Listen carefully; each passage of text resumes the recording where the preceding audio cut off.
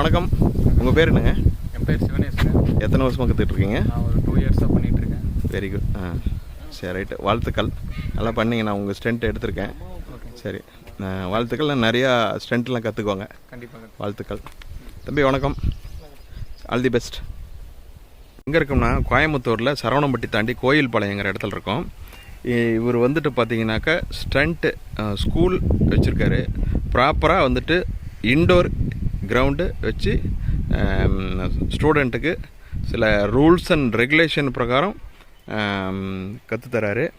Plus வந்து சில colleges private இண்டிவிஜுவலுக்கெலாம் கூட ஸ்டண்ட் ஷோவுக்கு வராரு. அதனால் அந்த டீட்டெயிலை பற்றி பக்காவாக அவரே சொல்லுவார். சார், உங்களை அறிமுகப்படுத்திக்குவாங்க. ஹாய், என் பேர் வந்து பத்ம பிரசாந்துங்க. நான் இங்கே கோயம்புத்தூர் பேஸ்டு நம்ம ஸ்டண்ட் ஸ்கூல் வந்து ஸ்டண்டர் பாரடைஸ்னு சொல்லுவோம். ஸோ இங்கே வந்து கிட்டத்தட்ட ஒரு 5லேருந்து 6 பேர் பக்கம் ப்ராக்டிஸ் பண்ணிகிட்ருக்காங்க. ஸோ எல்லாமே நம்ம ப்ரொஃபஷனல் ட்ரைனிங் மட்டும்தான் கொடுக்குறோம். So just like that training நீங்கள் எங்கே எடுத்துகிட்டு இருந்தாலும் அதை கொஞ்சம் அவாய்ட் பண்ணிக்கிறது பெட்ரு. ஸோ இது சம்மந்தப்பட்டதான் நீங்கள் உங்களுக்கு ஏதாவது ஃபர்தரான என்கொயரிஸ் ஏதாவது வேணும்னா கீழே நீங்கள் டிஸ்கிரிப்ஷனில் என்னோடய நம்பர் பார்க்கலாம். நீங்கள் என்கொயரி பண்ணிக்கோங்க. உங்களுக்கு என்ன இன்ஃபர்மேஷன் வேணுமோ நான் கொடுக்குறேன். Thank you sir. வந்துட்டு நானும் வந்துட்டு இதில் அவருடைய visiting card plus phone number எல்லாமே கொடுத்துறேன். கற்றுக்கிறதுனா இந்தமாரி வந்துட்டு ப்ராப்பராக கற்றுக்கோங்க. ரோட்டில் இந்தமாரிலாம் ஸ்ட்ரென்த் பண்ணாதாங்க. திறமையை எல்லோரும் வெளியில் காட்டணும். இது வந்து ஒரு கலை தான். எல்லோரும் எந்த ஏஜ் இல்லையா, பெண்கள் எல்லாத்துக்குமே இது ரொம்ப பிடிக்கும். அதனால் வந்துட்டு நம்ம ரோட்டில் செஞ்சுக்கிட்டு போகிறதெல்லாம் வந்துட்டு அது ஒரு அடுத்தவங்களுக்கு தொந்தரவான விஷயமா போயிடும். நாம் ஒரு காலேஜுக்குள்ளார அல்லது இந்தமாரி ஒரு ஈவெண்ட்டில் செஞ்சோம்னாக்கா எல்லாருமே கைத்தட்டி வரவேற்பாங்க. ப்ளஸ் வந்து தொலைக்காட்சி முதற்கொண்டு எல்லாருமே நம்மளை வரவேற்பாங்க. அதனால் இந்தமாரி ப்ராப்பராக நம்ம கற்றுக்கிறது நம்ம நல்லது. இந்த தம்பி வந்துட்டு இவர் வந்துட்டு எத்தனை வருஷமாக அவர் ப்ராக்டிஸ் பண்ணிட்டு இருக்காருங்க? இப்போ 2 வருஷமாக இருக்குது. சரிங்க. போகுதுங்க. இப்போ அவங்களுக்கு இப்போ தான் இந்த தம்பி இப்போ 2 டேஸாக வந்து பேசிக்கிலிருந்து வராரு. அவர் எடுத்தோன்னே இந்த ரோட்டில் ஒரே நாளில் வந்துட்டு எனக்கு வீலிங் வேணும் அப்படின்னாக்கா அவர் அனுப்பிச்சி விட்ருவார். ப்ராப்பராக ப்ரொஃபஷ்னலாக பண்ணாக்கா மட்டும்தான் எங்கள் அனுமதி. வாழ்த்துக்கள். நீங்கள் எல்லாம் சூப்பராக கற்றுக்கோங்க. தம்பி, உங்களுக்கு என்னுடைய வாழ்த்துக்கள். சார், நீங்களும் வந்துட்டு நிறைய பேர்த்துக்கு இந்தமாரி நீங்கள் கற்றுக்கிட்ட அந்த கலையை வந்து சொல்லித்தரணும். நம்ம மட்டும் இல்லைங்க, இப்போ ஆல் ஓவர் தமிழ்நாடு ஃபுல்லாக நிறைய பசங்க இருக்காங்க. இந்த மாதிரி ப்ரொஃபஷனலாக சொல்லிக் கொடுக்குற ஸ்கூல்ஸ் இருக்குது. தமிழ்நாட்டில்னா மொத்தம் ஒரு 3 ஸ்கூல் என்னமோ இருக்குது. அதை தாண்டி பார்த்திங்கன்னா ப்ரைவேட் ஸ்கூல்ஸ்னு எதுவும் கிடையாது. பட் இருந்தாலும் ப்ரொஃபஷனலாக அவங்களும் சொல்லிக் கொடுக்குறாங்க. பட் நான் என்னோடய சஜஷன் என்னென்னா, யாராக இருந்தாலும் நீங்கள் ப்ரைவேட் ஸ்கூல் வச்சுருந்தா மட்டும்தான் நீங்கள் போய் கற்றுக்கணுங்கிற அவசியம் கிடையாது. ப்ரொஃபஷனலாக ஒரு ரைடர் இருக்காங்க, அவங்க எங்கேயோ ஒரு இடத்துல ப்ராக்டிஸ் பண்ணிட்டு இருக்காங்கன்னா அவங்கக்கிட்ட போய் கற்றுக்கிறது வந்து ரொம்ப அட்வைசபிள். ஏன்னா அவங்களுக்கு வந்து அந்த நுணுக்கங்கள் தெரியும். இன்கேஸ் பை சான்ஸ் என்ன ஆகும், அடுத்தது இப்போ ஒருத்தங்க ஓட்டுறதை பார்த்தாலே அடுத்தது இவங்க கீழே விழுந்துருவாங்க. அப்போ அதை முதல்ல முன்கூட்டியே சொல்லிடுவாங்க, இது இப்படி பண்ணாதீங்க அப்படின்னு. ஸோ அதை வந்து கற்றுக்கிறவங்களுக்கும் ரொம்ப யூஸ்ஃபுல்லாக இருக்கும். அவங்க வந்து அந்த மிஸ்டேக்ஸை வந்து அவாய்ட் பண்ணலாம். அவாய்ட் பண்ணும்போது அடிபடுறதுங்கிறது ரொம்ப தவிர்த்துக்கலாம். இப்போ நீங்கள் பார்த்தீங்கனாலே சேஃப்டி கியர்ஸ் போட்டிருப்பாங்க. அவங்க knee guard, shoulder, back, chest, front எல்லா ப்ரொடெக்ஷன்லாம் போட்டு ஹெல்மெட்ஸ்லாம் போட்டு தான் போட்டுருவோம். அதே மாதிரி சுற்றி காம்பவுண்ட் போட்டிருப்போம். வெளியாட்கள் யாரும் உள்ளுக்குள்ளே வர மாட்டாங்க. ஸோ இந்த மாதிரி ப்ரைவேட்டாக ப்ராக்டிஸ் பண்ணும்போது நிறைய கான்சன்ட்ரேஷன் பண்ணி நம்மளால் தெரிஞ்சுக்க முடியும். அது இல்லாமல் ஒரு ப்ரொஃபஷனல் கைடன்ஸ் இருக்கும்போது எங்களுக்கு வந்து அவங்க என்ன மிஸ்டேக் பண்ணுறாங்கங்கிறது ஈஸியாக எங்களால் ஐடென்டிஃபை பண்ண முடியும். ஸோ அந்த ஒரு காரணத்தினாலையும் இதே மாதிரி இங்கே இந்த பைக்ஸ் எல்லாம் நாங்கள் ரோட்டில் ஓட்டவும் மாட்டோம். சரி, நீங்கள் காமிக்கலாம். இந்த மாதிரி வெஹிக்கிள்ஸில் தான் நாங்கள் இந்த மாதிரி வருவோம். சரி. ஸோ இதனால தான் நம்ம வந்து அவாய்ட் பண்ணுங்க சொல்லி, அப்போ தான் வந்து அது மக்களுக்குமே புரிய ஒரு எது ப்ரொஃபஷனல் எது நான் ப்ரொஃபஷனல்னு தெரியும். சும்மா ஜஸ்ட்டு ட்ரெஸ்ஸை போட்டு ஒரு பைக் வச்சுட்டோ இல்லை ஏதோ ஒரு பைக் வச்சுட்டு எங்கேயோ ரோட்டில் பண்ணிட்டு இருந்தால் எல்லாம் பார்க்குறதுக்கெல்லாம் சூப்பராக இருக்கும். எல்லாம் கை தட்டுவாங்க, லைட்ஸ் நிறையா பிச்சுக்கிட்டு போவாங்க. ஆனால் அது வந்து ஒரு நல்ல விஷயமே இல்லை. கிரிக்கெட் போய் நடு ரோட்டில் கிரவுண்டில் விளையாடுறதுக்கும் நடு ரோட்டில் போய் ஸ்டெம்ப் பண்ணாட்டி விளையாடுறதுக்கும் நிறைய வித்தியாசம் இருக்குது இல்லைங்களா? ஸோ அதனால் அதை அவாய்ட் பண்ணிக்கிறது ரொம்ப அட்வைசபிள். சார், வந்து இப்போ பார்த்தீங்கன்னா சில ஸ்டூடெண்ட்லாம் வந்துட்டு வீட்டுக்கு தெரியாமல் கூட செய்வாங்க. அதுக்கு நீங்கள் என்ன பண்ணுறீங்க? ஏன்னா அப்பா அம்மா அனுமதி இல்லாமல் கற்றுக்கிறதுக்கு நீங்கள் அலோவ் பண்ணுறீங்களா? அதை ஒரு டீட்டெயில் சொல்லுங்கள். அது ஆக்சுவலாக வந்து அப்பா அம்மாவுக்கு தெரியாமல் பண்ணுறதுங்கிறதே எனக்கு வந்து அது நல்லது இல்லைன்னு தான் சொல்லுவேன். ஏன்னா அப்பா அம்மாவுக்கு தெரிஞ்சிச்சுன்னா அவங்க வந்து சப்போர்ட் நல்லா பண்ணுவாங்க. இன்கேஸ் அப்பா அம்மா வந்து நம்ம அலோவ் பண்ணல அப்படின்னா ஏன் அலோவ் பண்ண மாட்டேங்கிறாங்க அப்படிங்கிற விஷயத்தை அவங்ககிட்ட நான் என்னால் கன்வே பண்ண முடியும். ஏன் வந்து நீங்கள் அது வந்து வேணான்னு சொல்கிறீங்க. இப்போ சேஃப்டின்னு சொல்லுவாங்க. சேஃப்டின்னு சொல்ல போனால் இதில் அதிகமான சேஃப்டிஸ் நம்மளே நீங்கள் காமிக்கலாம். அதில் இந்த ஜாக்கெட்ஸ் எல்லாம் போடுறங்காட்டி 100% சொல்கிறேன். இதில் வந்து சேஃப்டி வந்து நல்லாவே இருக்கும். அது ஒரு ப்ரொஃபஷனலோட கைடன்ஸ் கிட்ட வந்து கற்றுக்கும் போது அவங்களுக்கு தெரியும் முன்கூட்டியே என்ன அவாய்ட் பண்ணணும், என்ன அவாய்ட் பண்ண வேணாம். இப்போ நம்ம வந்து பேரண்ட்ஸோட பெர்மிஷன் இல்லாமல் நம்ம சொல்லிக் கொடுக்க மாட்டோம். அக்ரிமெண்ட் இருக்குது, அந்த அக்ரிமெண்ட் எல்லாம் வந்து அவங்க சைன் பண்ணி ப்ராசஸ் பண்ணி முடித்தா மட்டும்தான் அடுத்தது நம்ம கிளாஸே ஸ்டார்ட் பண்ணுவோம். அப்பா இல்லைன்னா அம்மா யாராவது ஒருத்தங்க டேரெக்டாக வர வேண்டியது இருக்கும். அவங்களுக்குமே இப்போ இவங்களை எடுத்துட்டிங்கன்னா அவங்களோட அப்பா வந்து ஃபஸ்ட்டு வந்து எனக்கு இதில் இன்ட்ரெஸ்ட் இல்லைங்க அப்படின்னு சொல்லி அவர் வரல, அம்மா மட்டும்தான் வந்தாங்க. அப்போ அவங்க அம்மாட்ட எக்ஸ்பிளைன் பண்ணி அப்புறம் அவங்க அப்பா கிட்ட போய் அவங்க எக்ஸ்பிளைன் பண்ணும்போது ஓகே இப்படி தான் பண்ணுறாங்களா அப்படின்னு சொல்லி அவங்க அப்பா இப்படி வந்து ஓகே சொல்லிட்டார். ஸோ இது மாதிரி எல்லாத்தோட பேரண்ட்ஸும் வந்து ஃபஸ்ட்டு ஸ்டார்டிங்கில் அவங்க நினச்சிட்டு இருப்பாங்க ஏதோ பசங்களோட சேர்ந்துட்டு எங்கேயோ போய் ரோட்டில் ஓடிட்டு இருக்காங்க அப்படின்னு தான் நினைப்பாங்க. ஆனால் அவங்களுக்கு எடுத்து புரிய வச்சோம்னா 100% அவங்க சப்போர்ட் பண்ணுவாங்க. அதுக்கு ஒரு எக்ஸாம்பிள் நான் தான். ஏன்னா என்னோட பேரண்ட் நான் 2008-09 ப்ராக்டிஸ் பண்ணும்போது வந்து ஃபுல் சப்போர்ட் பண்ணாங்க. அன்னையிலேருந்து இன்னைக்கு வரைக்கும் என்னோட அப்பா அம்மா மாமனார் மாமியார் ஒய்ஃபு குழந்தை எல்லாருமே சப்போர்ட் பண்ணுறாங்க. அப்போ அந்த சப்போர்ட் இருந்தால் மட்டும்தான் ஒரு குழந்தைனால அவ்வளோ ஹைட்ஸ் அட்டென்ட் பண்ண முடியும். இப்போ நம்ம ஒரு பைக்கே வாங்கணும்னாலும் ஒரு சின்ன மினிமல் சப்போர்ட், ஏதாவது ஒரு சப்போர்ட். இப்போ அவங்க வீட்டில் பாருங்கள், அவங்க அம்மா வந்து வீட்டிலேருந்து சாப்பாடாக்கி காலையில் அவனுக்கு டிஃபனில் போட்டு கொண்டு வந்து கொடுங்க. இந்த மாதிரி பேசிக் சப்போர்ட்ஸ் இருந்தால் மட்டும்தான் பேரண்ட்ஸு நம்ம ஒரு அவங்களோட குழந்தை வந்து அடுத்தடுத்த ஸ்போர்ட்ஸ் இல்லைனாலும் சரி இது நான் வந்து ஸ்டண்ட் ரைடிங்க்கு மட்டும்தான் சொல்ல வரல. உங்கள் குழந்தை எதில் ஆசைப்படுதோ அதில் தாராளமாக அனுப்புங்க. அவங்க 100% நல்ல சக்ஸஸ்ஃபுல்லான ஒரு பர்சனாக வருவாங்க அந்த ஸ்போர்ட்ஸில். இன்கேஸ் நம்ம இல்லை நீ இதை மட்டும்தான் பண்ணணும் இதை மட்டும்தான் பண்ணணும்னு உங்களுக்கு எது பிடிக்குதோ அதை மட்டும் அந்த பையனவோ பொண்ணவோ நீங்கள் பண்ண வச்சிங்கன்னா 100% அவங்க தப்பான வழியில் போகிறதுக்கு அதிகமான வாய்ப்பு இருக்குது. ஏன்னா அவனுக்கு பிடிக்காது. அந்த பிடிக்காத ஒரு விஷயத்தில் போய் நுழைச்சி அவனை போய் கஷ்டப்படுத்தி பண்ணுறதுக்கு அவன் தப்பான விஷயத்த எல்லாத்தையும் போய் தொலாவான்.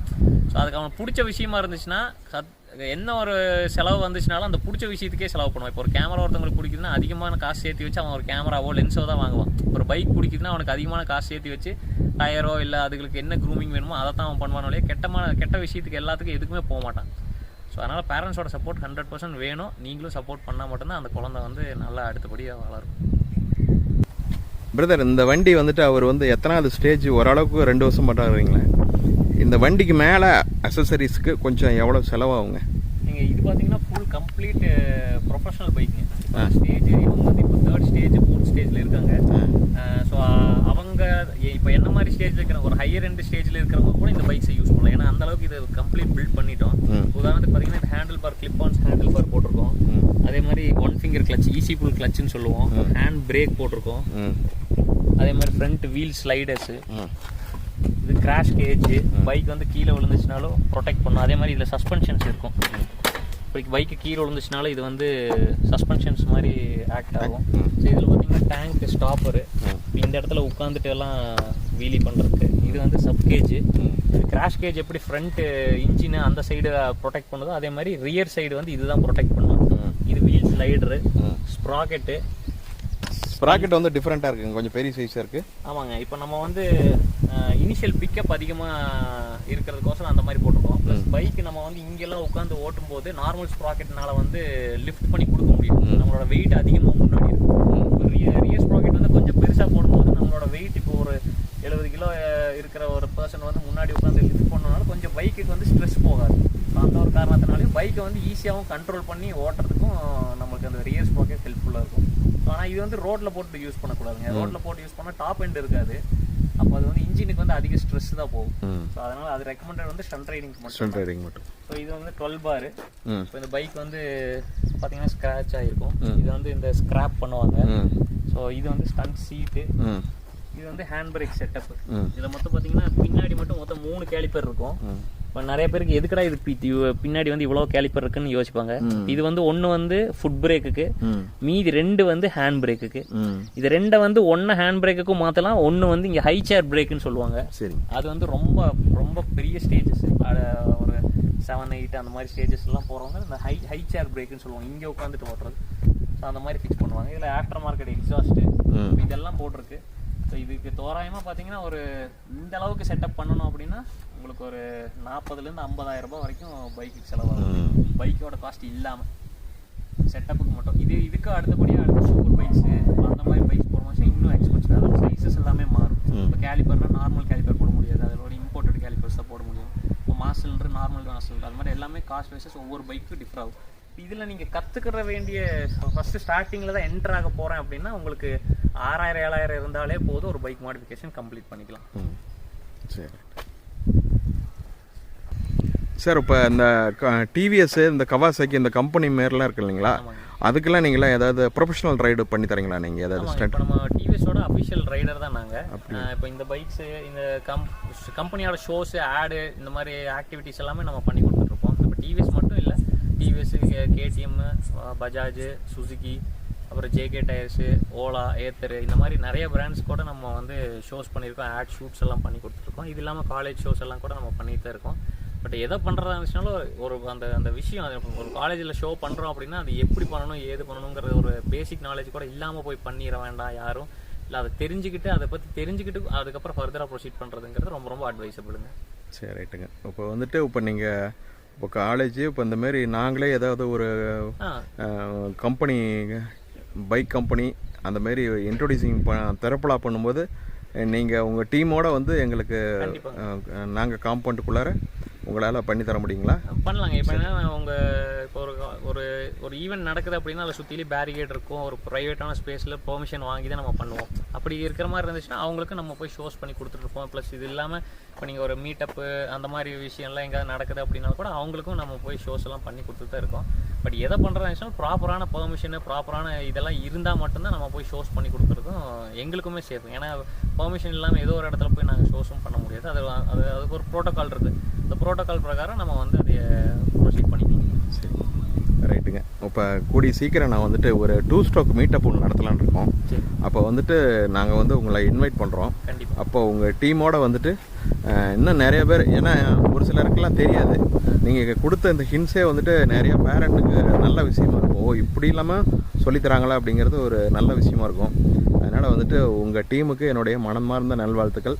நிறைய பேர்த்துக்கு நீங்கள் ஒரு நல்ல ஒரு ஆசானாக இருந்து கற்றுதாங்க. கண்டிப்பாக மனமார. நான் இது வந்து இப்போ நீங்கள் சொன்ன மாதிரி தான், இது வந்து தேடி வர்றவங்களுக்கு மட்டும்தான் நம்ம சொல்லிக் கொடுக்குறோம். இப்போ அது வந்து நானாக ப்ரொமோஷன்ஸ் எல்லாம் பண்ண மாட்டாங்க. நீங்கள் வாங்க வந்து கற்றுக்கோங்க அந்த மாதிரி ஜென்ரல் பப்ளிக்கே நம்ம இன்வால்வ் பண்ண முடியாது. இதுக்கு ஆசைப்பட்டு இதில் வந்து நான் வந்து நல்ல வகையில் நான் தெரிஞ்சுக்கணும் அப்படின்னு நினைக்கிறவங்களுக்கு 100% அதை தேடி வருவாங்க. இப்போ நீங்கள் சொல்கிற மாதிரி உங்களோட சேனலில் இப்போ நீங்கள் உங்களோட போஸ்ட் எல்லாம் பார்த்துட்டு நிறைய பேர் 100% என்கொயரி பண்ணுவாங்க. பட் ஆனால் இது எல்லாரும் கற்றுக்கக்கூடிய விஷயமும் கிடையாது, யாருனாலையும் கற்றுக்கக்கூடிய விஷயமும் கூட தான். ஆனால் அது ப்ராப்பராக எப்படி எடுத்துகிட்டு போகிறீங்க, உங்களுக்கு டைம் இருக்குது, என்னால் ஒதுக்க முடியும், இது நான் அதை கண்டிப்பாக நான் என்னோட டெடிகேட்டிவாக நான் இருப்பேன் அப்படிங்கிற பட்சத்துக்கு மட்டும் நீங்கள் ப்ரொசீட் பண்ணுங்கன்னு தான் சொல்கிறேன். இல்லைன்னா நீங்கள் உள்ளுக்குள்ளே வந்துட்டு உங்களோட காசு தான் விரயமாக்குவீங்க.